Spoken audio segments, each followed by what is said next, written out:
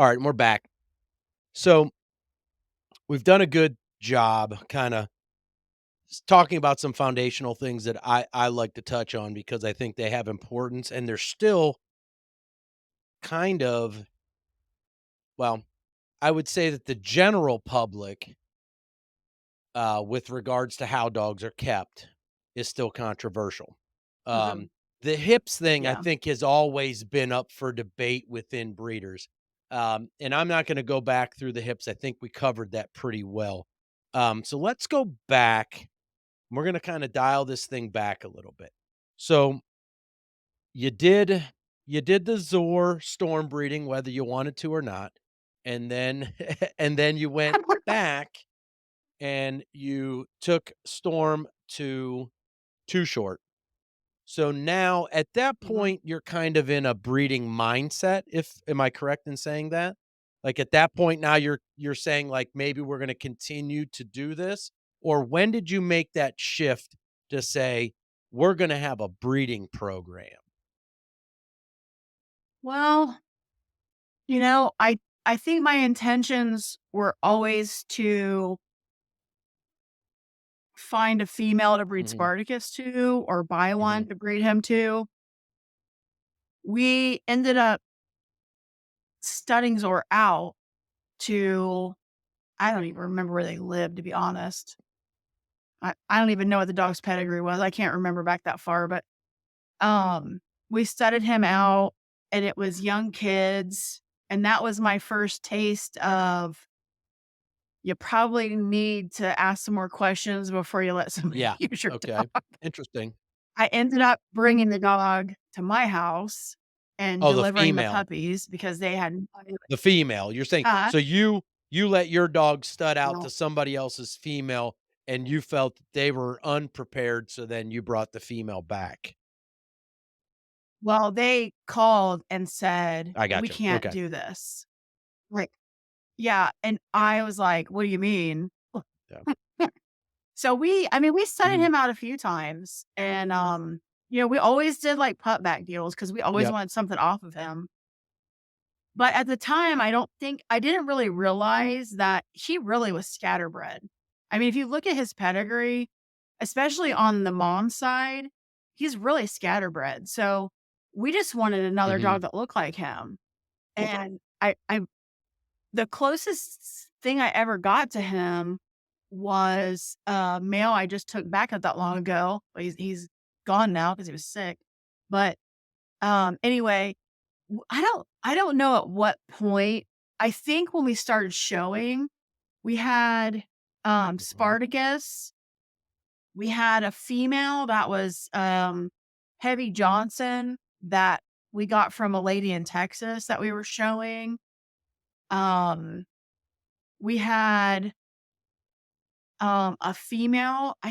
Think I think that she was off that female that we helped, that we Mhm. brought to her house and whelped.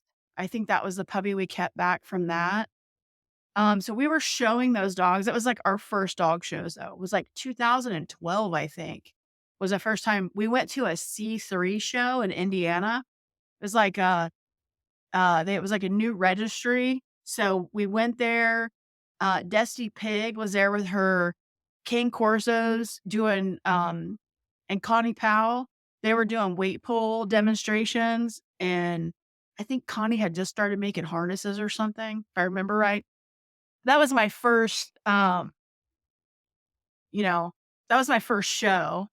I think Jamie Mhm. Robinson was there.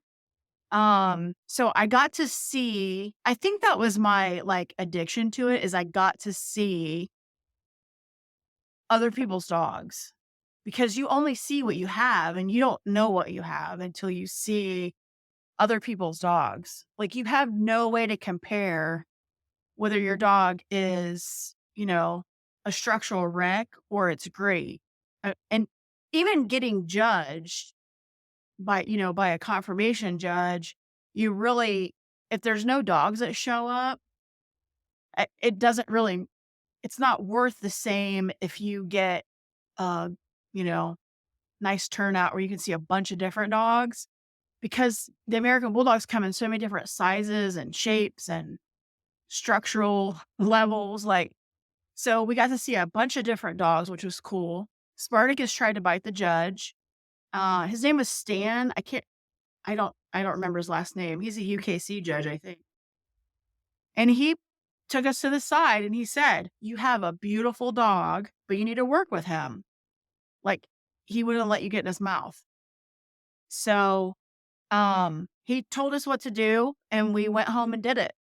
And then he started winning. Like, he did better. And but, it took us 3 years, which wasn't I mean, that wasn't uncommon then for it to take that long, Yeah, unless you had a really great dog that you just went and kicked ass with, like, it took a yeah, while, we won a best in show at, King of the Ring, which was a big deal. That was his first best in show, cried like a baby, and I remember my friend Becky, she's from Canada, she was so pissed that he beat her dog. And I didn't know her then. I mean, we're friends now, but she was so mad that he beat her dog. She was, like, bitching at Ray Barrera for picking Spartacus, and that was my first taste of, yeah. like, The "Oh." show world. Now, I can attest to it used to take longer to finish some dogs.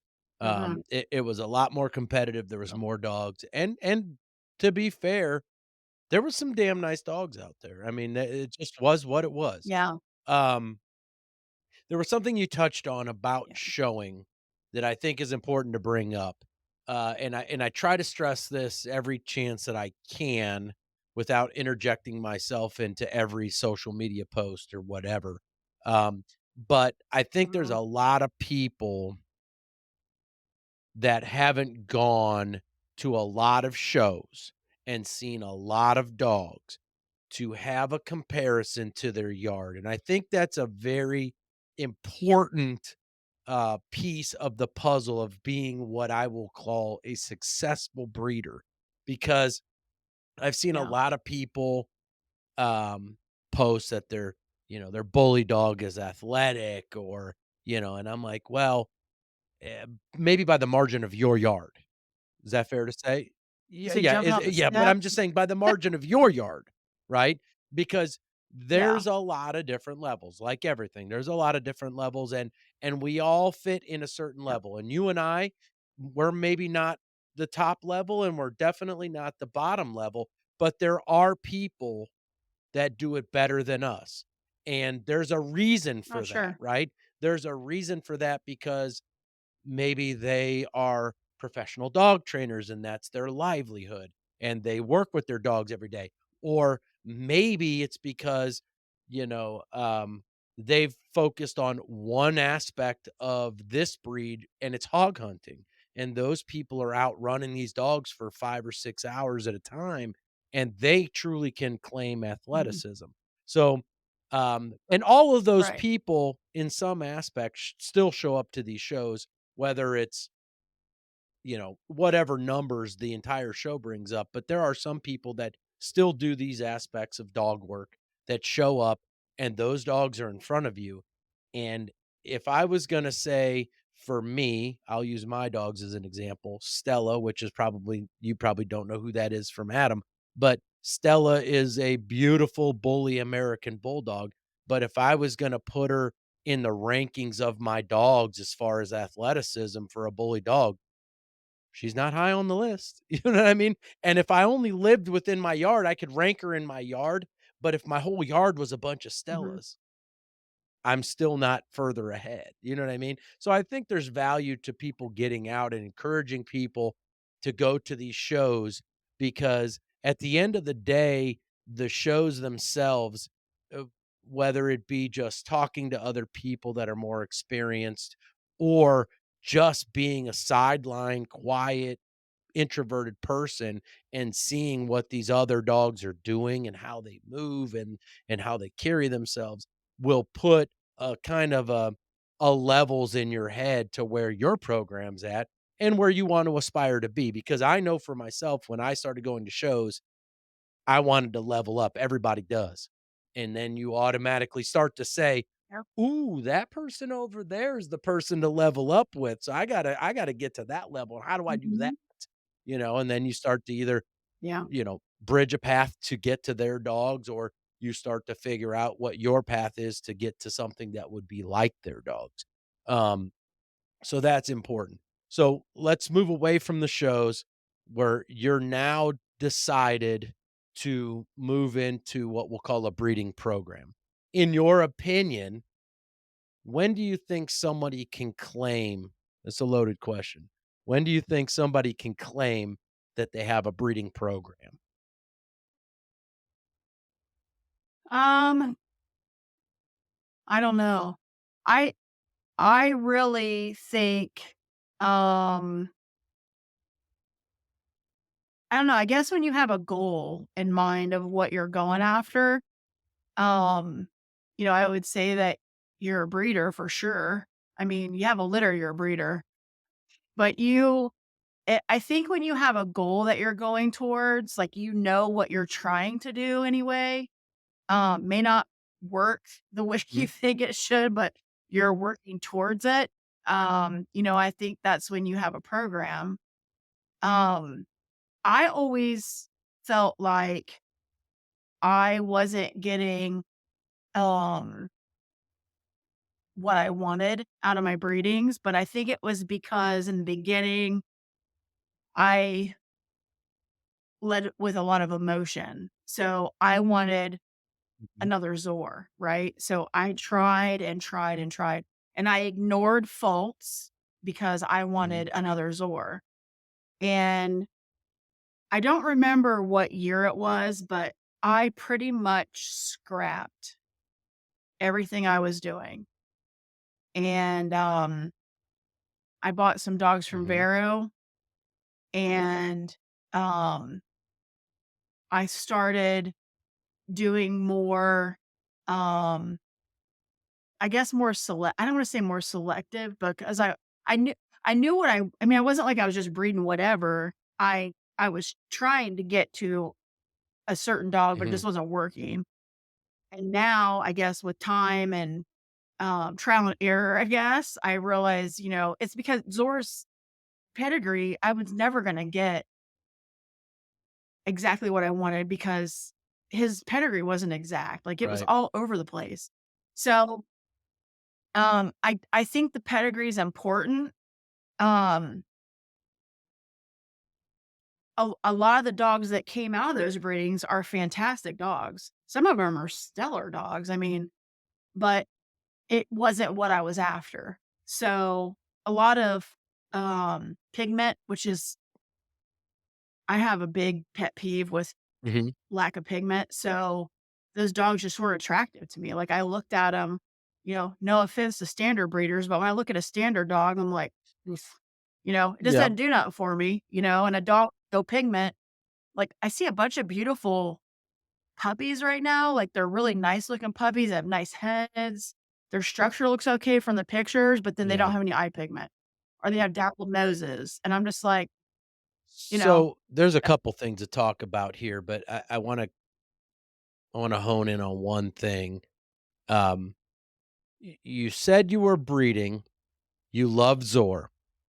You wanted to replicate Zor, but you doubled back and realized that he was a scatterbred dog.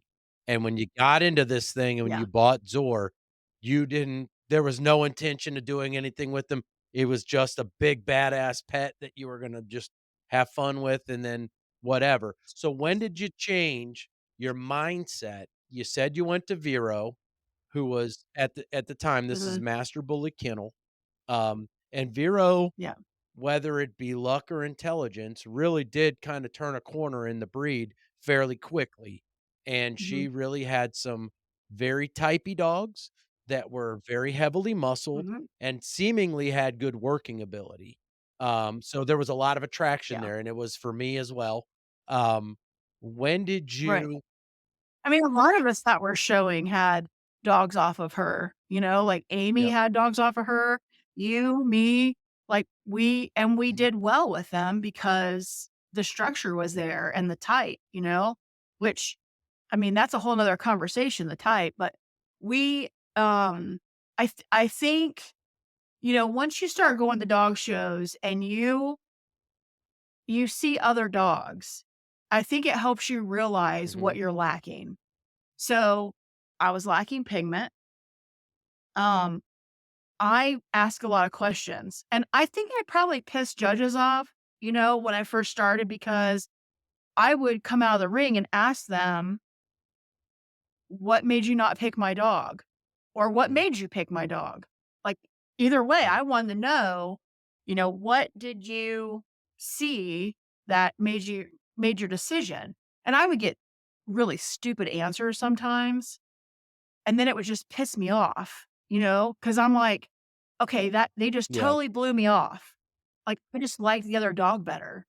That's not an answer when you're paying for a judgment yeah, against a standard. Like, I wanna know what in the standard made you not pick my dog. I don't care what you like the best. So, I would I'm very vocal, and I would say, like, "That's a stupid yep, answer," yep.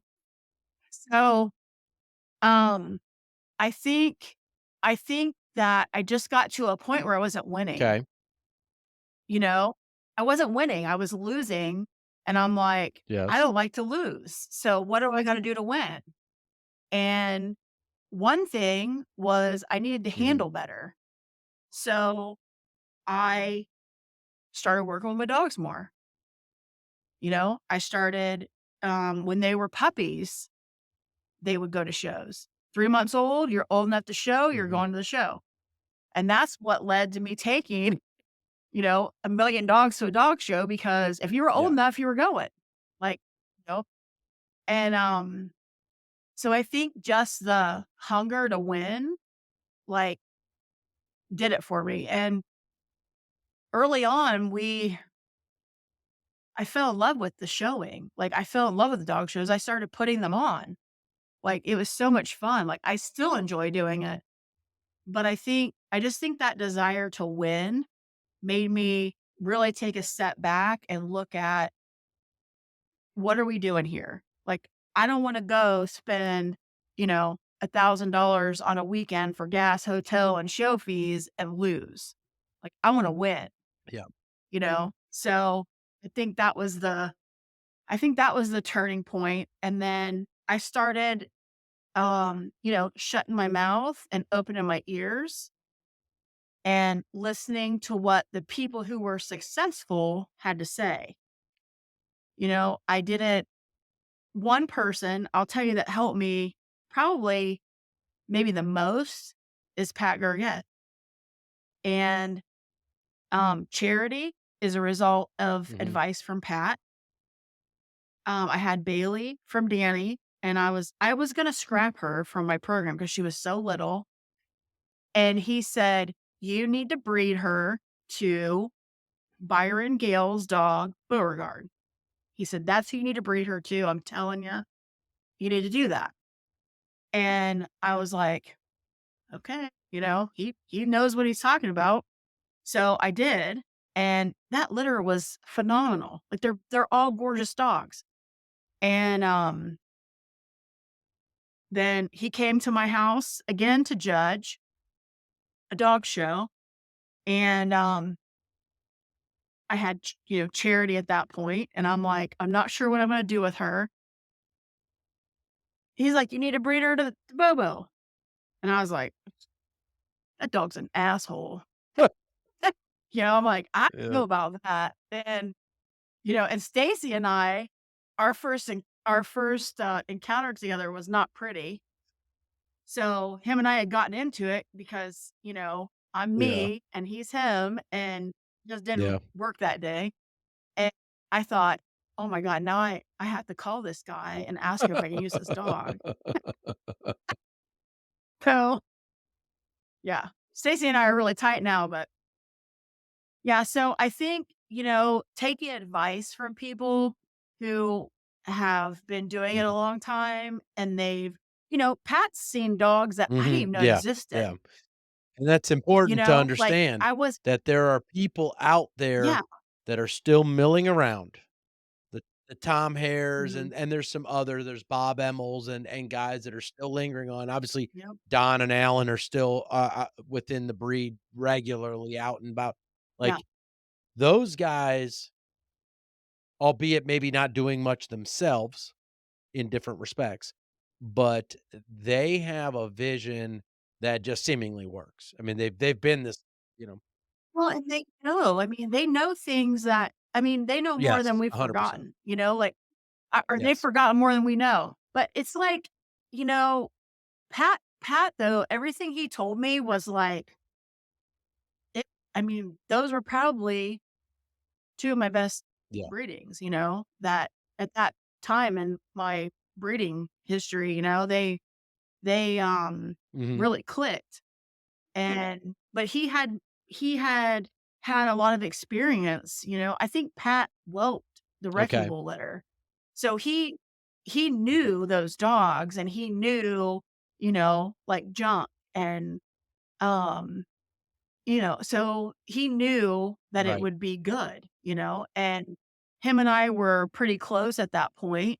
And so I trusted him to, lead me in the Mhm. right direction, and he did. And even, you know, I still like even Vero, she um didn't always do things like in a way that I agreed with, but she was really good at figuring out what dogs to put together, and then seeing even like her puppies were so ugly and scrawny sometimes, and her knowing that litter, what they were gonna turn into, it was like ugly Mhm. duckling kind of shit, like Crosscut. Uh-huh. He was like this It's I was gonna ugly bring him little. up because when I got a Yeah. dog off of Vero, I bought Kingston, and Kingston was I don't know what the situation with the litter was, but Vero, she had him marked down to a very reasonable price, and, there was quite a few of us that picked up a dog off the Z-May, um, it was Z-May Doc. We picked up pups off that litter, Yeah. and, they all resembled what Crosscut looked like as a pup, and I have Mhm. a picture on my phone that has Crosscut at, like, 12 weeks, 6 months, 1 year, 2 years, Yeah. and it is a freak of nature that the dog turned out the way that he Yeah. did, and then when I look back at what Kingston was, which was a half brother to Crosscut, um, I look back at what his puppy picture was and what he turned out to, exact same kind of transition, which, um, Yeah. there was something I was gonna ask you ab I think that your time in, you know, I think some people start out and they have really good yep, luck yep, maybe, but I think learning what your dogs how they mature, like the rate of maturity. I'm gonna tell you, I watched dogs out when I first started that I should have yeah, kept them. I didn't yes. give them enough time. Like they got into this ugly gangly stage and I was like, ugh. So, I think knowing, like, um so, for example, we got a dog back from we let someone use Mm, Zora as a stud, and the guy was a total piece of garbage, and they called me and said that the dog was, like, going after the neighbor kids, and they couldn't control him walking down the street, but he was in a harness, and so I said, "Yeah, I'll take him." He was, like, 4 or 5 years old, but he looked so much like Zor, like, I couldn't say no, like, I looked at the dog and was like, "I can't say no." So, I had, Casey go get him, a shipper, and brought him home to Florida, and he gets off the truck and he's, like, pooping blood clots, and I'm like, "Did he eat something on the transport? Like, what's going on?" No. The dog long story short, I got the records for the dog. They had taken him to the University of Illinois, declined treatment. He had an anal stricture. So, we did a bunch of vet visits. They did like anal stretching and all this stuff. And we had him for, I don't know, 2 or 3 years. Great, great dog. Like he was amazing. So I finally got out of him. He'd eaten trash. So as the trash went through his GI system, something, that wasn't soft Mhm. cut him up. And then when it healed, it had scar tissue. So every time we took him to the vet, she'd sedate him. They would stretch it, right? And then he'd be able to have healthy poops and he would gain weight and then he'd start not thriving again. So we'd take him back to their treatment. And he finally just got to the point where he wasn't thriving anymore. But he was a beautiful dog, not really trained for working stuff. We had the trainer that was coming like every other week to the farm, and we would get him out and let him do like rag work and put him in the box or whatever a couple times, but no formal training. And we had a dog show and they did a protection tournament, but it was all on leash. And I was like, well, I'll just let him do it. I mean, what's the Mhm. harm? It's not going to hurt anything to let him play. And he did better than some of the dogs that were trained for it. Like he was like Zor, Yeah. it's kind of natural at it. So yeah, I was sad. He ended up not thriving and we had to euthanize him, but um yeah, he was a cool dog too. But I have um 2 daughters and a son off of him, and they're 2 years old and they're not finished. Like um they're Yeah. still changing. No, and when I look back at, like, Zor's pictures, now that I'm, years into or whatever, I can recognize, Zor was, like, dapple-nosed, hardly any pigment. He did not look anything like his mature self. He was 5 years old before his nose filled in. He was 5 years old before his head was full size. So, people are like, "Oh, my dog's 2 and he's just not gonna make it." I'm like, "Might take a couple more It's years," Like, you gotta be able to it's recognize, important. what your bull is, like, you have to know, is it, like the stuff off Fabio, it pretty much is born and you can tell what it's gonna be. Like, it'll go through a gangly stage, but it doesn't really leave, like, its Mhm. form, I guess. But Zor, like, that stuff off of Zor, because I don't know if it's the Johnson behind him or what, but all of his anything related to him is like, they're big. They're big dogs. They're big, tall dogs, and they just take forever to fill out. Like, so I have to be super patient, which is not my strong suit, or I'll throw out a dog that's Yeah. fantastic, So it's important you to know? understand, So, um, and I've realized this too. Obviously, I have some years into breeding and understanding my bloodlines, but when introducing new stuff or somebody that's hasn't used something yet and is in the beginning phases of breeding, that there's definitely a disparity within maturity. A dog for me, particularly like a Prophet at 10 months old, he's the same dog as he is as 8 years old. Just a shredded, just what I'm known for, the mhm, dog that I'm known for. Um, but then there's been other dogs, just like you say, you've gotta just sit on the fence and just, and for me, it's a patience game, and I think you learn it through the years that the longer and the deeper and the better you wanna be at breeding, the more patient you have to get. You do the breedings, you put them yeah. on the shelf, you nurture them, you see what they turn into, and hopefully something good comes of it. Um, Yeah, and I don't know how people have, like, 3 or 4 dogs and really can, I mean, unless they're putting, like, dogs in co-owns, 'cause, like, I wanna see, like, the whole litter, I wanna see what the whole litter did, because you can get one-offs, and, like, I think we know, like, now with, like, the inbreeding coefficients, like, through Embark or whatever, you can get different, coefficients with one puppy versus another puppy in the same litter. So, especially when you're trying to make decisions on which puppy to keep back, if you're trying to go towards one dog or the other, the mom or the dad or whatever, you can, I think with Embark, they can, I've never used that, but I think we might try it just for that. I think their breed identity stuff is bullshit, but that's a whole Agreed. nother segment.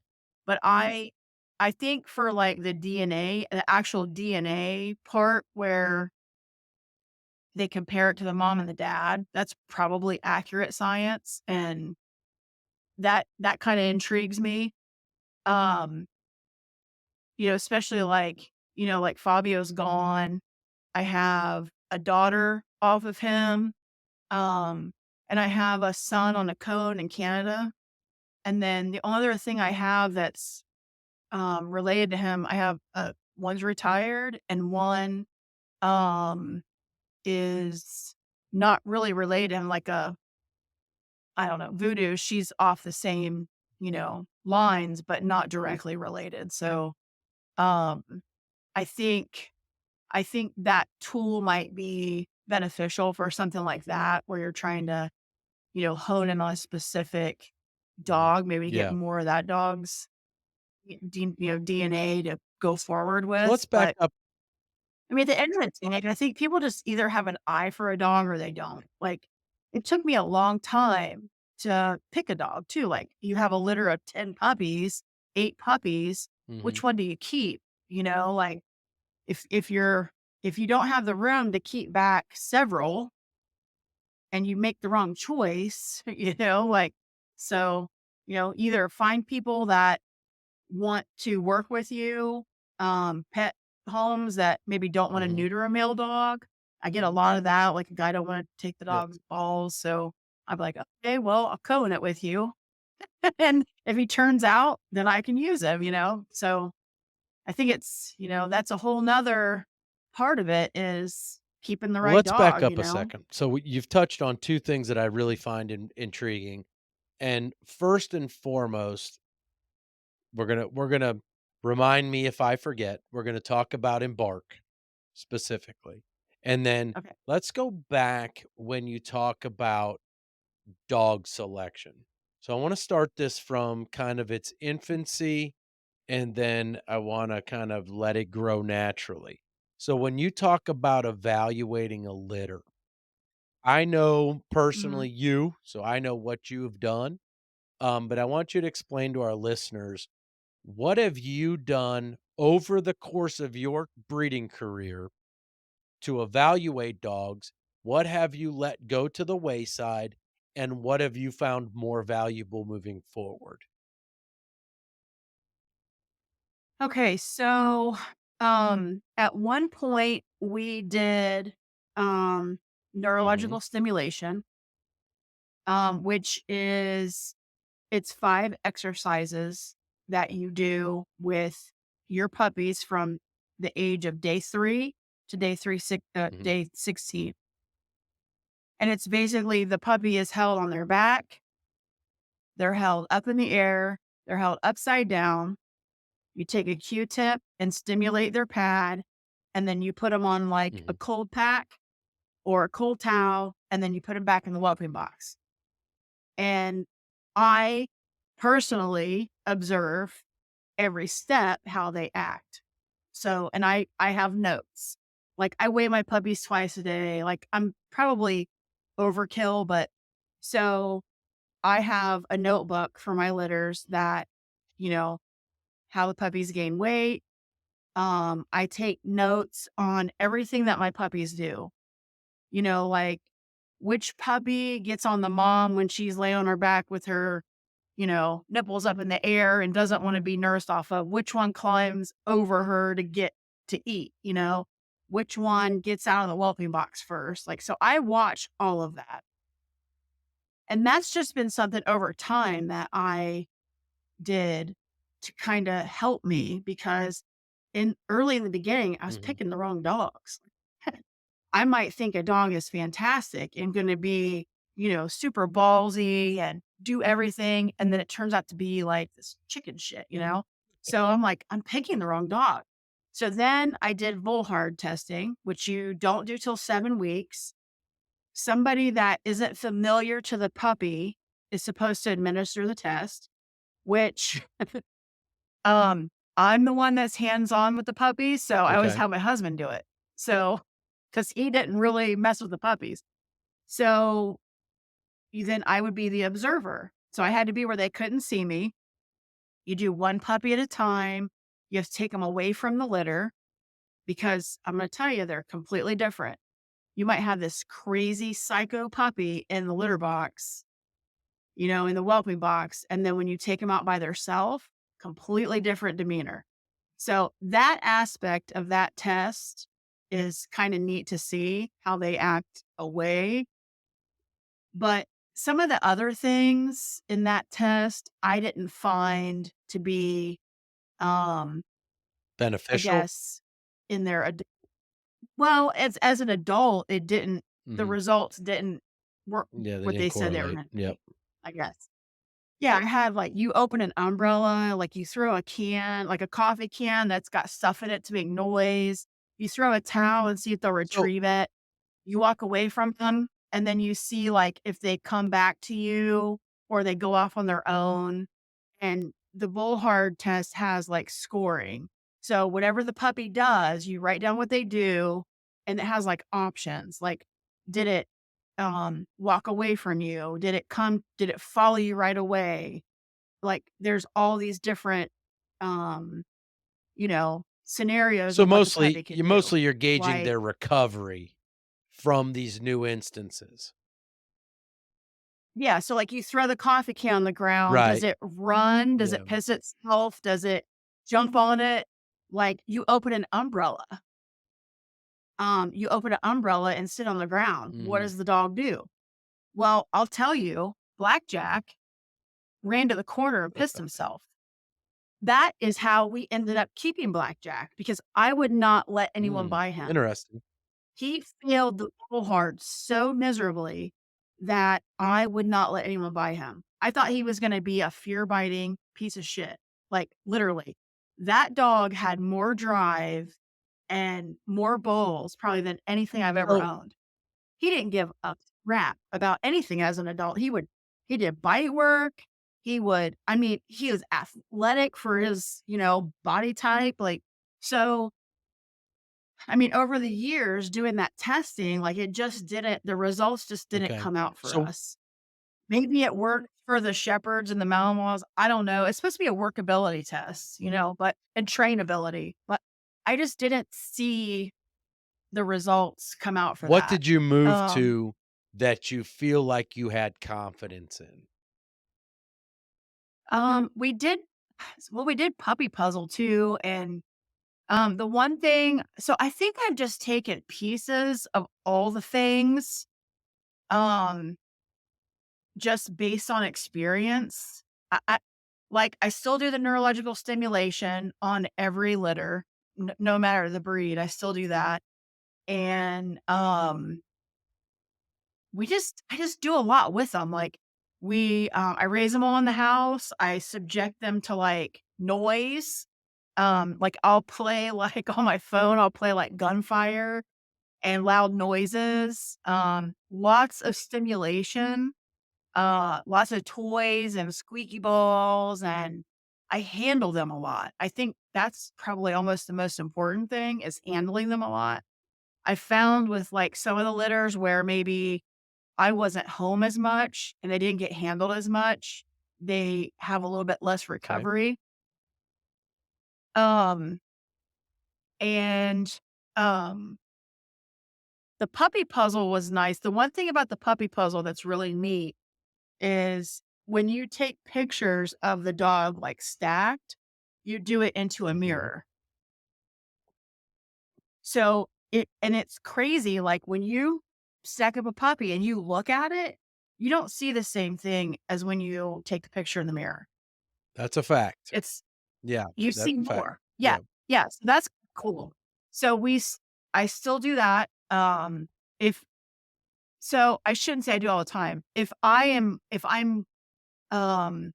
I've got like 2 or 3 that I'm Mhm. looking at, I just think over time your eye develops too. Like, I take lots of pictures. I take Mhm. thousands of Yep. pictures, to be honest, Yep. videos, and I'll sit and watch videos and I can pause them. Um, and then at this point, I really go through the breed standard when I'm trying to select the puppy. And I usually don't pick anymore till about 8 weeks because, um, I'm not worried about them leaving or not leaving. Like, I don't care. Yeah. I have room. If they sell, they sell. If they don't, we'll just have them longer. Like, it doesn't really matter to me. And so I'll really pictures and videos and just spending time with them and seeing how they act. And again, I do take them away from the litter because 100 times out of 100, they are not the Well, same dog as they are let with me ask litter you mates. this.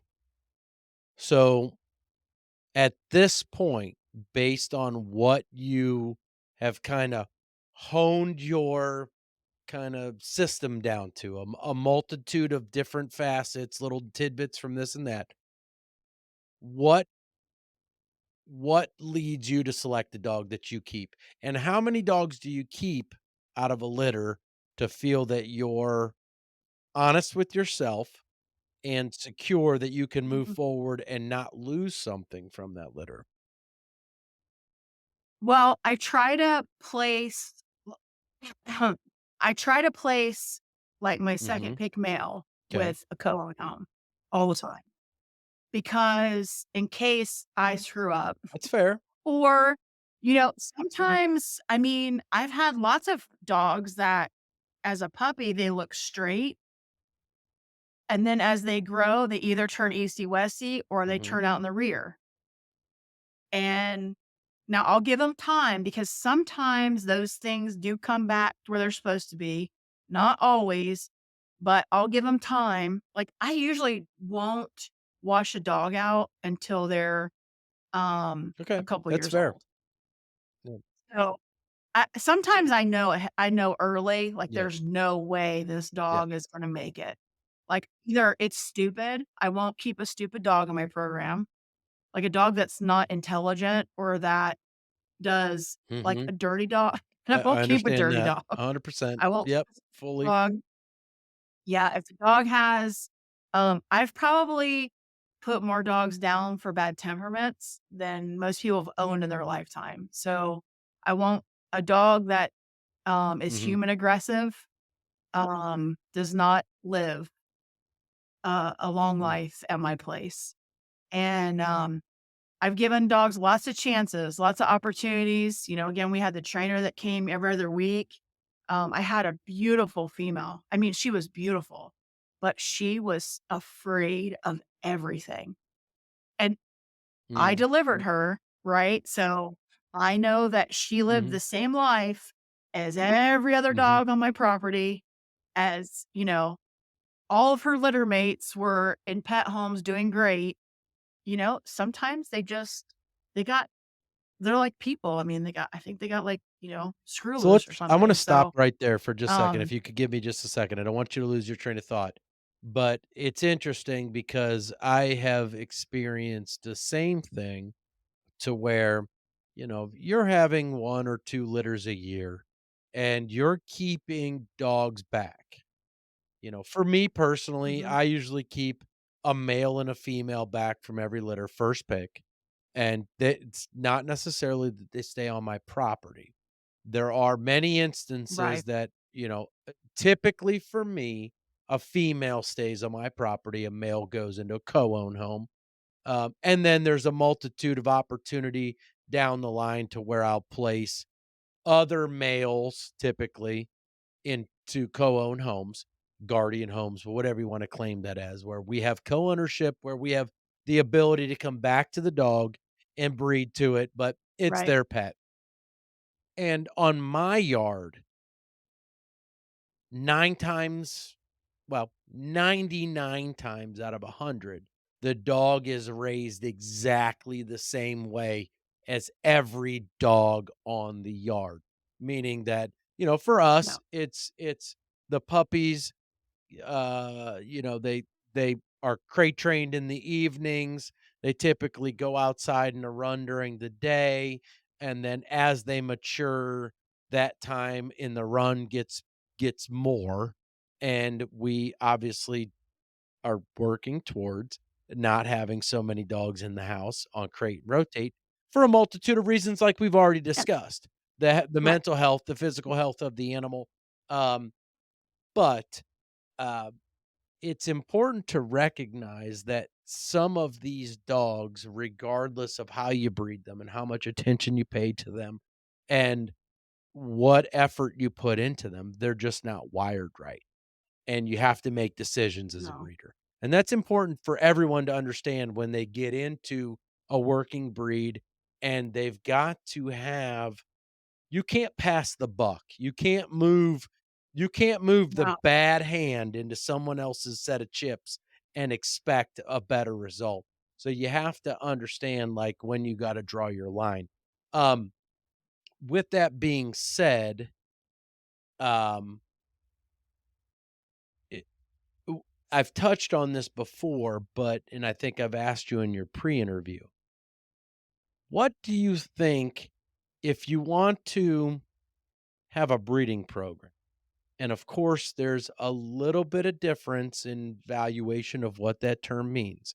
What do you think is the right amount of dogs, or how much space should you allocate? How much space Oh. should you allocate to moving a program forward? Well, Because it's not always about how much can you afford, but it's also about, there's a little bit to go into the market. Well, how many litters can you pull off a year?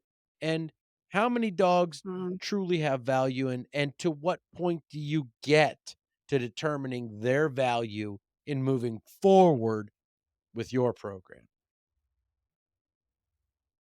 I think I think the first thing you have to look at is, and I tell people this all the time. If you don't have the time, the energy, the room to keep the whole litter past 8 weeks, just don't even breed the dogs because there's no guarantee that your puppies are gonna be I gone at think 8 that's true weeks. as a starting off breeder. There's a hard Yeah, line to draw in your niche.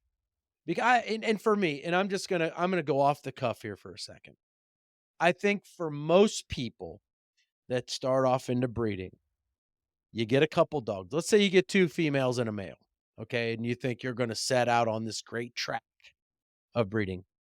The first and second litter are your easiest to sell because you're selling to all your friends and family, right? yeah, Then you get into the weeds a little bit, right? I think that's fair to say. Like, you start to push yourself yeah, over the ledge of, like, is there interest in what I'm doing? Is there value in what I'm right, doing? Why am I doing what I'm doing? And that's a whole different conversation about how to market yourself. But I think at the end yeah, of the day, once you get past litter 2, you find yourself in no man's land of value. And there's a lot that goes into that value. There's geographical location, there's competition within your right, area, there's purpose for which your dogs are bred, there's titles, there's health testing. There's a myriad of tons of customers that expect different things from the person that's supplying the animal to their family. So, I know that's a little bit off on a tangent, but at the end of the day, with what we've talked about and the time that takes to properly assess not only physical attributes, but also mental attributes, um, what do you think the sweet spot is? Like, what do you think? I don't think that telling somebody, me personally, telling somebody that keeping every dog in a litter is where you need to be. But no, inversely, what do you think is the sweet spot if you want to move forward progressively within your program? Because I know I got hung up in my early years on having something turn out from every litter that I produced. And then you kinda get past the window to where you got so many dogs, especially if you have some good co-own homes, to where you have so many males that there's not enough life in my life to use all the males that I have right now. You know what I mean? Assuming that I live a full life. Um, to where it would make an impact on the breeding program that I have. So where do you feel the sweet spot is? Do you I know you've been one, candidly, to push the boundaries of really how many dogs you wanna keep let's say, what normal, quote, unquote, "normal people" would keep, but where do you think the sweet spot truly is?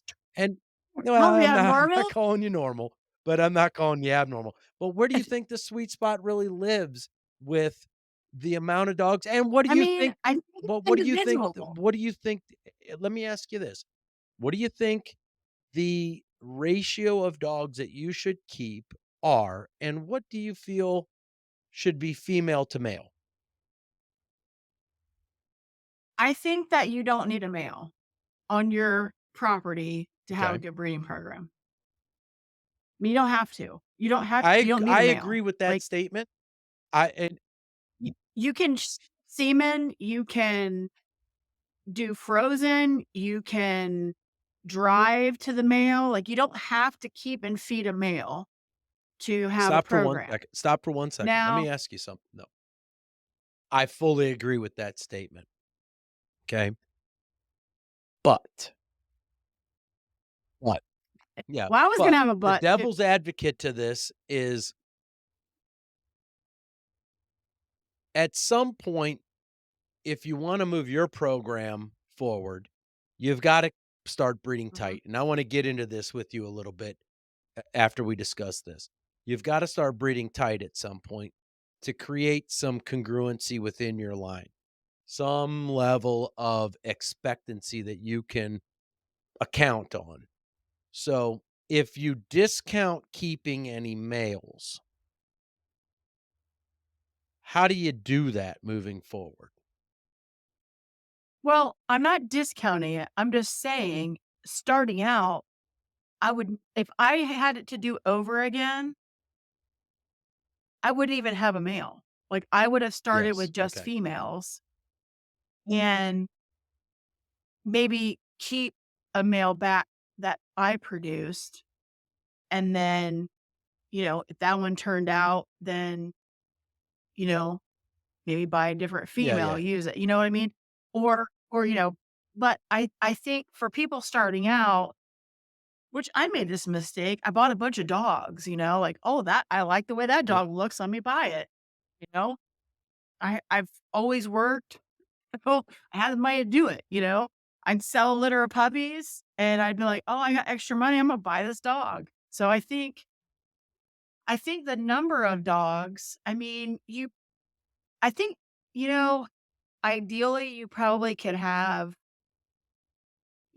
maybe 1 male and 4 females, and then, and I'm gonna probably say something really controversial here, but you don't have to skip your females. Um, there's actually scientific proof that it's healthier in the canine female reproductive system to not skip them. So every time progesterone hits the uterus, it pits it, and that's where you get pyometria from. So it's actually not the pregnancy that damages the canine uterus, it's the progesterone, which it's gonna hit it no matter what. So Let I breeding wanna your stop right there, dogs. and I know I'm trying not to get you off track, but recently and I've done both things. I've stretched dogs out, I've bred them young, I've waited, I've Mhm. skipped some stuff, I've done a lot of the and then more recently, I had a female that we talked about that was off of India that was, a very high-strung dog in her run, and because of her low body fat, she didn't come in to her first heat until she actually had a foot injury that I brought her in the house for, and in that episode of bringing her in the house, crate and rotate, she gained weight. She finally got enough weight on her that she actually went into heat. I said immediately, I was like, "Bang! I've been waiting this, not my literal whole life, but I've been waiting for this for a while." So I went ahead and bred her, and because of her age, I think she was at 4 years old, um, I bred her 4, 5, and 6. Like, I went back to I'm not done with I think, I have to look at it. I think we went back to back, skipped, and then one more time. But Mhm. recently, and the reason I bring that up is I did see something recently that talked about the, um the effects, just like you're saying, that it's not the breeding that actually affects the dog's uterus, but it's actually just the act Right. of going into heat, which, Yeah, it's correct, progesterone. which Yeah. is an interesting standpoint for a lot of people because, for myself, I'm so far along in my breeding program that breeding a 2-year-old female just doesn't make sense because I've got 5, 4, 3-year olds in the yard that haven't even been used yet. So I'm like, whoa, okay, this is a little bit of a mindset change. I maybe need to like switch things up. Unfortunately, the market hasn't supported what my plans were, but that is an interesting thing to point on is that there is clinical evidence that supports the fact that these dogs aren't necessarily better off. Now, I will add the caveat that for me, I've always, just like you said previously, I'm always under the fact that, like, I'd like a bitch to be a little bit more mature, where you can bring her in the Oh, kennel, yeah, definitely. bring her out of a run, bring her in the house, get that time spent, get her set up to be potty trained, and whatever else needs to go into the routine of life in order for that whelp and that post whelp to be a lot more successful. Yeah, I've got, um, Finley, she's going on 5, never been bred. Angel is gonna be 3, and Aurora is going on 3. I'm just now getting ready to bring them up next week, actually on Tuesday, Yep, to yep. Ohio for their pin hips. So, that's the other thing, I like to do their pin hips when after they're 2 years old, even though they don't have to be. I don't mind if I show a dog and put the money into them. I chalk it up as experience. I got more experience handling a dog. If they Yeah, fail, and they I've fail. I don't feel like it was a waste if they fail and I spent that money showing. Like, I would have went to the show with something else right, anyway. and So, I know a lot of people like to do it early, so if the dog washes I out, but I like to wait until they're a little bit I'll tell a older. story here, Um, and right. this'll maybe give some insight to who I am, and that's not necessarily what this is about, but, um, for me, I had a dog that I had bred off of my first litter, India times Hardy, and he was a dog named Biggie, and he was known for his Um, movement. He was a powerful mover. The dog just loved to run. yeah. Everything off of India loved to run. Again, right off of India, you know, a very active dog in his run. It moved around the yard well, moved around the show ring exceptional. I go down to a show, end up using Maggie's vet for a hip evaluation, send it off to OFA. The dog is now a grand champion and 2 wins away from Supreme and gets a mild dysplasia assessment. And for me as a breeder, I had some people in my ears saying, you should do a pen hip. And then for me, I was like, well, let's say the pen hip comes back point 0.4 or 0.35 or something. I'm like, for me, who am I to be the one to make the assessment of which test is better? And then move Yeah. forward. And the lesson to be learned there, and for the record, I called the dog out of my program. I sent him to a pet home for 500 bucks, and he's somebody coffee table that they love the damn dog. He's fat as fuck now, and he loves life. Um, And how old is he He now? would be 8, 8.5. So and he doesn't So display any signs of hip dysplasia. well, there's Yes, your proof. and yes.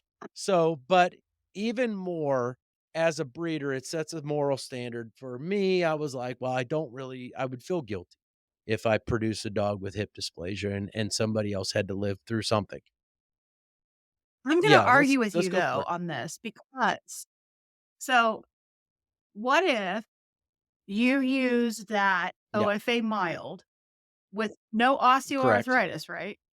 His basically Okay. his o it was an So only an OFA. I did not do pen hip at the time. For the record, right, he right. got So he got only mild OFA. dysplasia, and his confirmation Mhm. on film was fairly poor by my standard. Okay. So if we're gonna take this is just okay, we'll just compare this to the Yes, embark as well, okay? So we're gonna take this as a tool, right? An OFA, a pen hip, whatever. These are correct. breeding tools. So I don't know at what point they became Breeding standards? the basis to call a dog or to make a better decision. But when the president or CEO, whatever he is, of OFA says on a podcast that we're not saying you should pull the dog from your program if they come up fair. We're saying that you should use that as a tool and maybe breed your dog to an OFA excellent dog. Yeah. At the end of the day So Julie, I I think it's it's I think it's to each their own. I don't know that there I is do too. any true recipe for success. We know that with things like NCL, IC, um, HUU, some other, cardio type stuff. And now in my most recent, which we haven't talked about, my most recent embark popped up mast cell tumor, MCT. So I had a dog clear all of the 5 or 6 genetic breed variants. The other ones that are on embark, obviously, we don't concern ourselves with because they're not a part of our breed. But I had one pop up with MCT, um, which I don't know if that's something new based on the collection of data that they have recently kind of accumulated or what. But with the hips, I am truly a guy that lives on the fence. I'd love to say that I want to constantly improve the breed, in all aspects, period. I think with the things that I mentioned with the breed variants that it's very clear cut case. You breed 2 carriers, you're gonna get affected. We all understand that. And that's important. Yeah, that's right. Yeah, that's important. easy. The hips, I still think are on the fence for everyone. Elbows as well. I mean, Yeah. elbows are the same thing. India had, when I tested her back way back when with, who's the guy at Troy Animal Hospital? What was his name? You know Oh, what I'm talking oh, about.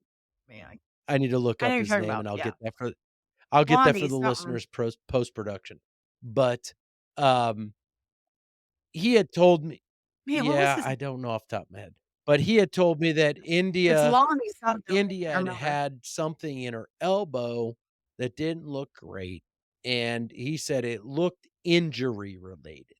So something about her aspect of movement, maybe she had done something to injure her elbow, and I went on and bred her, um, 3 times and have tested the hips on most of the dogs off of that stayed in my program. Hips checked out just fine. Her hips checked out fine. Her elbows didn't check out fine, but all the dogs subsequently checked out fine. So, in that Well, respect, that's how we found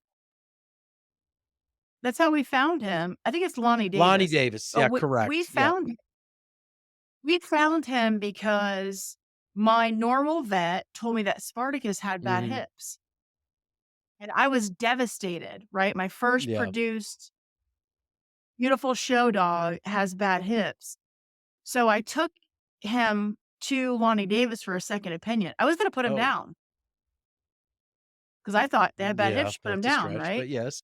And he said he looks at me and he's like, "Your dog's hips are great." He goes, "It's a bad X-ray, like, the And positioning's that's terrible." something yeah, So that that's something that started people need to recognize when you do move forward with hip X-rays, is finding a place with a vet that is actually done it for a mhm. good while and understands positioning, because positioning is everything.